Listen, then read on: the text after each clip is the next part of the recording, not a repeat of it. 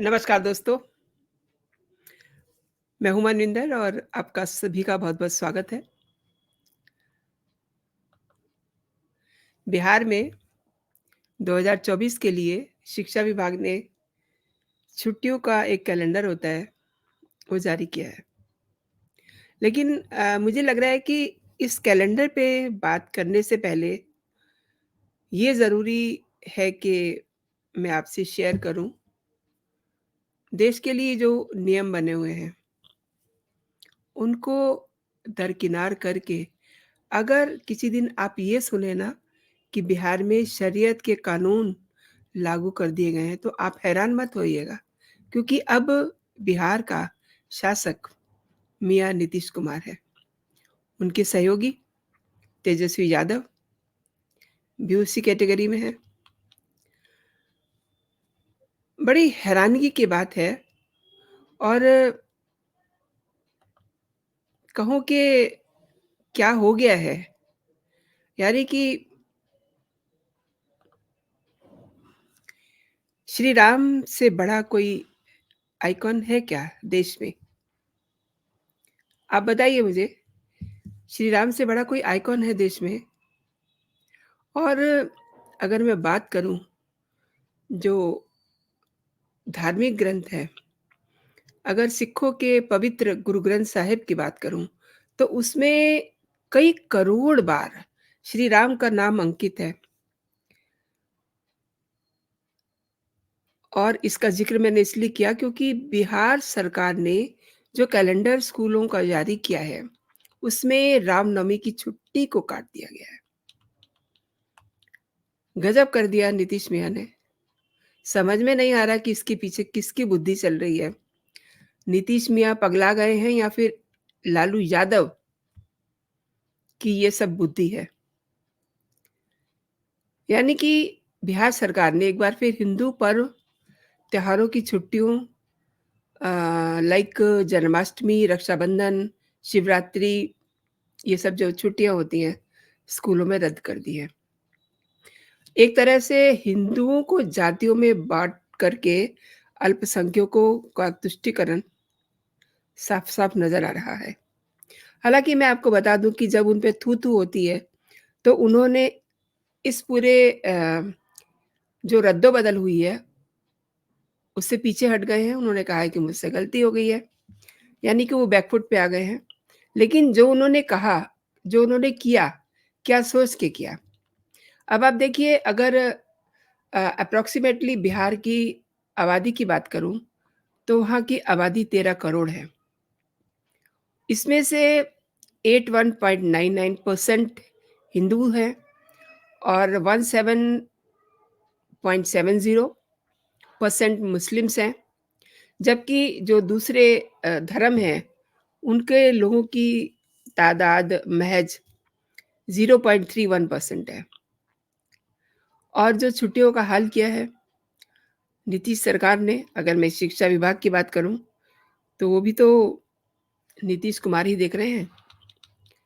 आप देख लीजिए क्या किया है उन्होंने। ये सब अखबार क्या कह रहे हैं, स्कूलों में शिवरात्रि, रामनवमी, जन्माष्टमी, रक्षाबंधन ये सब छुट्टियाँ हैं, सब खत्म कर दी गई हैं। ईद और मुहर्रम की छुट्टियाँ बढ़ी हैं।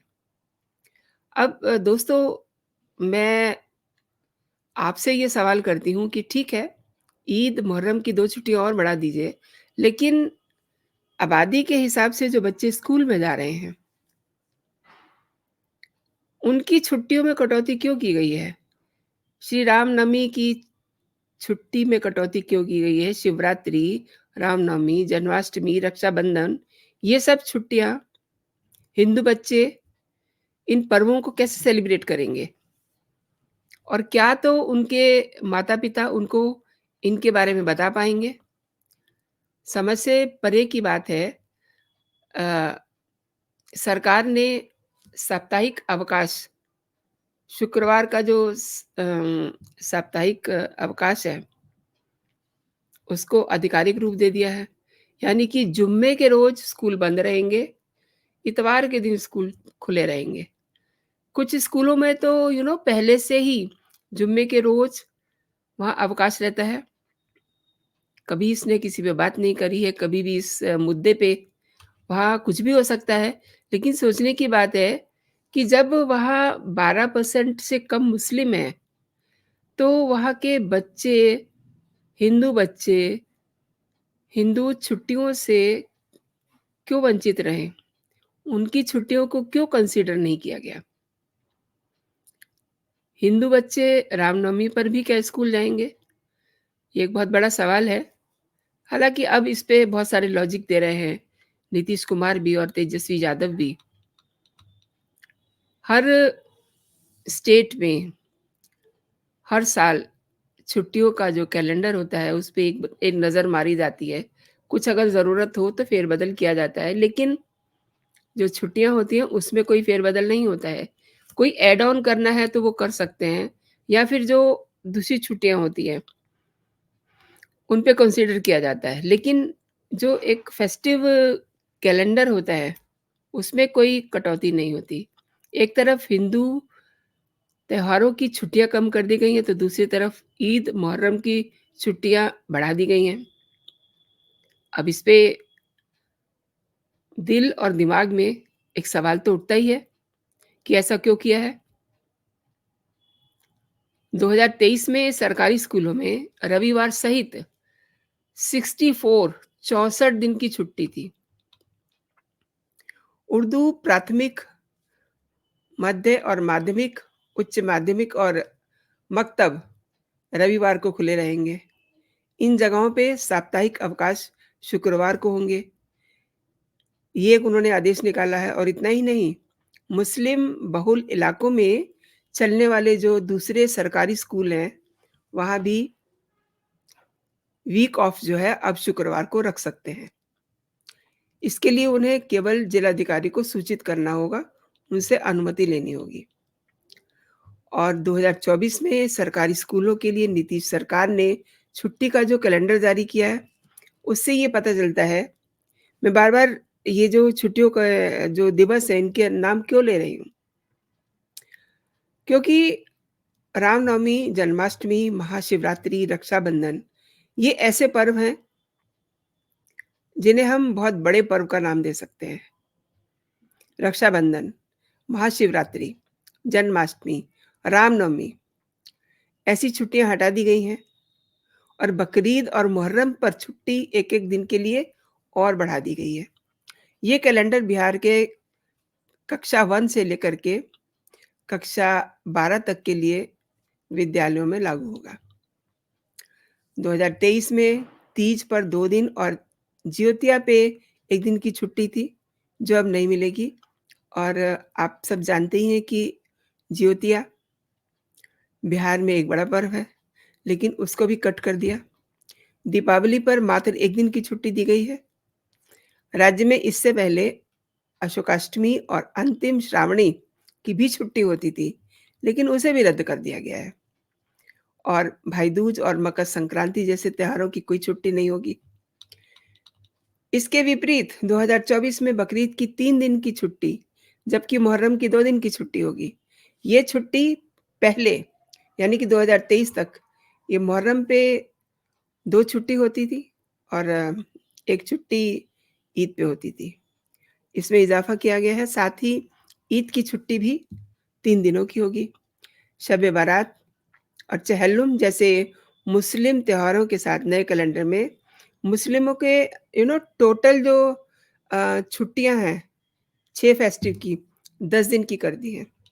और हिंदुओं के बच्चों के लिए क्या किया है, 4 बड़े त्योहार हैं, उनके लिए केवल 9 दिन की छुट्टी अनाउंस की गई है। महापुरुषों की जयंती पे होने वाली छुट्टियों को भी खत्म कर दिया गया है। ये और भी ज़्यादा मुझे बेवकूफ़ी वाला कदम लग रहा है, क्योंकि महापुरुषों की जो जयंती पे होने वाली छुट्टियाँ होती हैं, उनसे 1 दिन पहले बच्चों को बाकायदा बताया जाता है, फला-फला महापुरुष। तो उनको एक तरह से ये पता चलता है। लेकिन नए आदेश में ये कहा गया है कि इन पर छुट्टी ना हो कर के लंच तक की पढ़ाई होगी, उसके बाद में फिर चर्चा होगी इन महापुरुषों पे। अब कितनी चर्चा होगी, टीचर्स कितनी चर्चा करेंगे, ये तो गॉड नोज़। बिहार में गांधी जयंती की छुट्टी भी नहीं होगी और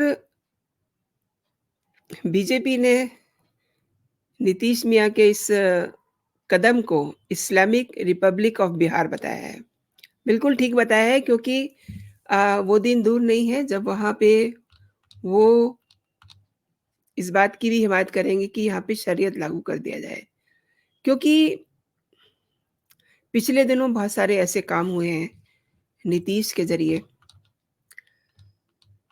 जो उन्होंने कुछ सोच कर किया लेकिन हो कुछ और गया। पहले तो उन्होंने इंडिया अलायंस को स्टैंड अप किया, लेकिन उसी में उनको मार पड़ गई। उन्होंने इंडिया अलायंस को इसलिए स्टैंड किया था ताकि उन्हें कम से कम इसमें कन्वीनर बना दिया जाएगा। लेकिन आज ये जो मैं आपसे शेयर कर रही हूँ, छुट्टियाँ, हिंदू छुट्टियों को कटौती और मुस्लिम त्योहारों को थोड़ा बढ़ावा दिया गया है। ये मुझे जो मैं एज़्यूम कर पा रही हूँ, मुझे लग रहा है कि शायद से कांग्रेस ये जान कर के उन्हें कन्वीनर ना बना दे, इंडिया अलायंस का। हालाँकि इंडिया अलायंस कहीं कहाँ किस कोने में है किसी को नहीं पता क्योंकि उसकी जो दुर्गति हुई है, ऐसी दुर्गति कभी किसी अलायंस की मैंने तो नहीं देखी। आपने देखी हो तो मैं नहीं कह सकती। लेकिन ये जो इंडिया अलायंस की जितनी दुर्गति हुई है, बहुत बुरी हुई है। दूसरी बात ये है कि नीतीश कुमार 2 जगह पे पैर रख के चल रहे हैं, यानी कि 2 नाव में सवार हैं। कभी कभी वो बीजेपी की बात करते हैं, तो कभी वो कांग्रेस की बात करते हैं। कांग्रेस की बात करनी नीतीश ने बंद कर दी है क्योंकि पहली मीटिंग हुई थी पटना में इंडिया अलायंस की, उसी में एक रायता फैला दिया था लालू यादव ने ये कह कर के राहुल को कि तुम दूल्हा कब बनोगे, सब बाराती तैयार हैं। उस दिन से नीतीश कुमार का चेहरा फक पड़ा हुआ है और वो डे बाय डे उसका रंग उतरता जा रहा है। वजह कहीं और भी है। उसके बाद मीटिंग बेंगलुरु में हुई। वहाँ भी वहाँ तो लालू यादव और नीतीश कुमार दोनों को ही मुँह लटका के लौटना पड़ा और मुंबई में जो मीटिंग होती है, उसमें भी उनको तरजीह नहीं दी गई थी। उसमें तो बल्कि लालू और नीतीश जाने के लिए तैयार भी नहीं थे। बामुश्किल उनको मनाया गया कि आपने इसको शुरू किया है, इसलिए आप इसमें आइए। लेकिन आज की तारीख में अगर देखें और उसके बाद जो कुछ भी हुआ, उसमें इंडिया अलायंस कहीं भी आज की तारीख में दिखाई नहीं दे रहा। 5 राज्यों के चुनाव 3 3 के हो चुके हैं और आप देखिए कहीं आपको इसको लेकर के कोई चर्चा दिखाई नहीं दे रही होगी। क्योंकि जिस समय जिस समय इंडिया अलायंस बना था, उस समय राहुल की सांसदी नहीं थी। लेकिन ऑल ऑफ सडन उनकी सांसदी रिस्टोर हो गई, तो इंडिया अलायंस का पूरा नक्शा बदल गया। हालाँकि उनकी सांसदी राहुल की सांसदी से कोई ज़्यादा फ़र्क पड़ने वाला नहीं है, क्योंकि वो भी कहीं स्टैंड नहीं करते हैं, राहुल गांधी भी। वो भी कम नहीं हैं, उन्होंने भी बहुत सारे ऐसे बयानबाज़ी की हुई है, कोई उन्हें सीरियसली नहीं लेता है। और अब तो कांग्रेस के जो अध्यक्ष हैं, खड़गे साहब, उन तक को कोई मानता नहीं है। पहले तो उन्हें कांग्रेस में कोई नहीं सुनता था, गांधी परिवार उनकी बात नहीं सुनता था और अब उनकी पार्टी में उनकी सुनवाई नहीं होती है, तो वो खुद अपने सिर के बाल नोच लेते हैं जो 2-4 हैं, जब भी कभी मीटिंग होती है क्योंकि कोई उनको तवज्जो नहीं देता है। तवज्जो नहीं देता है तो उनको इज़्ज़त भी नहीं मिलती है। और अब ये जो खेल नीतीश कुमार कर रहे हैं, इससे पहले इन्होंने एक मतगणना भी करवाई थी। उससे भी ये अपनी वाहवाही लेना चाह रहे थे, लेकिन उससे कुछ उन्हें हासिल होने वाला नहीं है। और ये जो कदम उठा रहे हैं, नीतीश क्या सोचते हैं कि मतलब जो मुस्लिम है, क्या वो अपना वोट बीजेपी को देगा? बिल्कुल नहीं देगा और बीजेपी को उम्मीद भी नहीं है। और क्या वो वोट नीतीश कुमार को देगा? बिल्कुल भी नहीं देगा। ये अब ये शो करना चाह रहे हैं कि वो एक प्लेटफ़ॉर्म तैयार कर रहे हैं कांग्रेस के लिए। लेकिन कांग्रेस भी नीतीश को लेकर के यही कहती है कि माई फुट। उन्हें भी नीतीश की कोई परवाह नहीं है। कुल मिला के नीतीश आज की तारीख में एक बेपैंदे के लौटे हुए हैं। पिछले दिनों जो उन्होंने विधानसभा में फैमिली प्लानिंग को लेकर के एक सीख देने की कोशिश की थी, उससे तो बिल्कुल ये पता चल गया कि उनका जो मेंटल लेवल है, वो कहीं खो गया है या तो उनका पेच गिर गया है कहीं। मतलब कुछ ना कुछ देयर इज़ समथिंग रॉन्ग। उनके दिमाग में क्या है, किसी को समझ में नहीं आ रहा है और ये जो अब स्कूलों का कैलेंडर जो शिक्षा विभाग ने जारी किया है, उससे देख के तो साफ-साफ लग रहा है कि नीतीश किधर चल रहे हैं, किसी को पता नहीं। और कहते हैं ना कि जिसका थोड़ा मेंटल लेवल ठीक नहीं होता, उसकी चाल जो होती है ना, वो सीधी नहीं रहती। ये डॉक्टर्स कहते हैं, मैं नहीं कह रही। क्योंकि जब किसी का इस तरीके का टेस्ट होता है, उसे चलवा के देखते हैं। अगर वो ढुल-मुल करके चल रहा है, इट मीन्स उसके दिमागी हालत ठीक नहीं है। तो आज की तारीख में अगर आप सब देखिए तो नीतीश ऐसी हरकतें कर रहे हैं, क्योंकि अब जब काफ़ी थू-थू हो गई तो उन्होंने ये सब चीज़ों को विथड्रॉ कर लिया और कहा कि मुझसे गलती हो गई है और वो बैक फुट पे आ गए हैं। तो ये सब चीज़ें जब होती हैं तो उन्हें नहीं समझ में आती कि इनके रिपरकशंस क्या होंगे। बिना सोचे-समझे अभी तक तो हम राहुल गांधी को ही कहते थे कि वो बिना सोचे-समझे कुछ भी कह देते हैं। लेकिन नीतीश कुमार तो आईआईटीएन हैं, पढ़े-लिखे हैं और उम्र-दराज हैं, सीनियर नेता हैं। उनसे ऐसी उम्मीद नहीं थी कि वो विधानसभा में ऐसी ओछी हरकत करेंगे कि वहाँ पे महिलाएँ भी बैठी हुई हैं। उसके बावजूद जो कुछ भी उन्होंने कहा, आज भी मैं उसको सोचती हूँ तो मतलब मुझे समझ नहीं आता कि उनको किस तरीके से डिफाइन करूँ कि what type of person Nitish Kumar is. मतलब उन्हें यही नहीं पता कि जब वो महिलाओं के बीच में हैं, तो उन्हें किस तरीके का बिहेव करना चाहिए। इवन ऐसी बातें कोई पुरुष भी आपस में नहीं करते हैं। जो उन्होंने विधानसभा पे जो ऑन रिकॉर्ड है, उन्होंने जो एक सेक्स की एजुकेशन देने की बात की। ख़ैर, ये विधानसभा वाली बात मैंने इसलिए शामिल की है कि आजकल नीतीश कुमार का जो मेंटल लेवल है, वो थोड़ा ठीक नहीं है, खिसका हुआ है। क्योंकि ये जो छुट्टियों वाला मसला है, अब इस पे वो बैक फुट पे आ गए हैं। पहले वो कोई बात कह देंगे, उसके बाद जब उनकी थू-थू होती है, तो बोल देंगे कि मुझसे गलती हो गई, मुझे माफ़ कर दीजिए।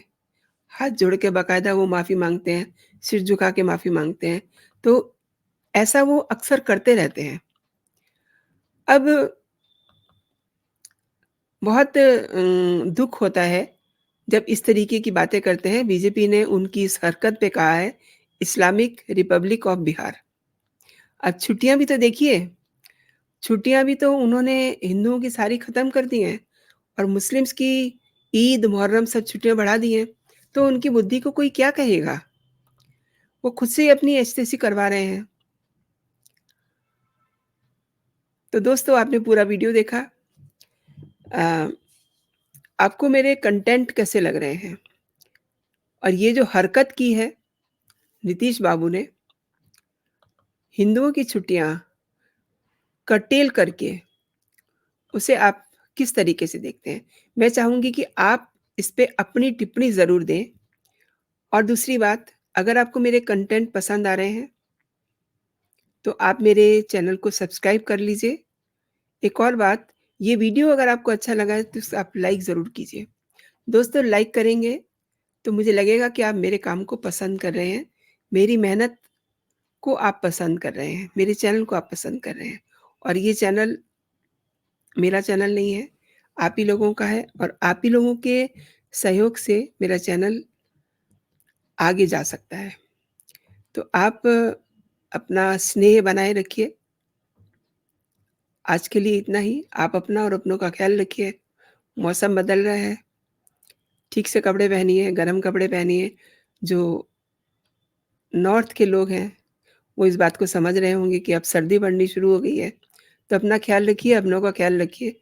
खुश रहिए, स्वस्थ रहिए। जय हिंद, जय भारत।